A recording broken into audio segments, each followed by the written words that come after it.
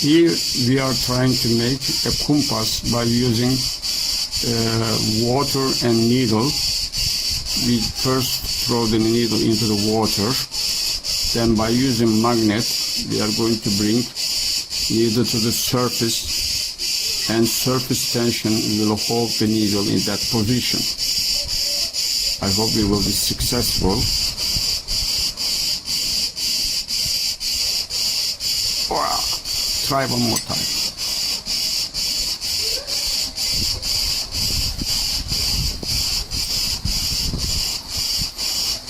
As you see, now the needle shows north. As you can see in my phone, north is in this direction, and needle also shows in same direction.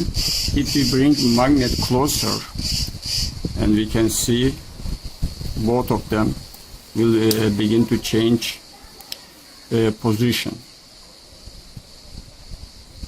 But I guess phone gets the position from GPS. This is more responsive than iPhone. I found this one interesting. I want to share it with you. I hope you enjoy it too. Now let's take it magnet away a little bit, and it shows north again.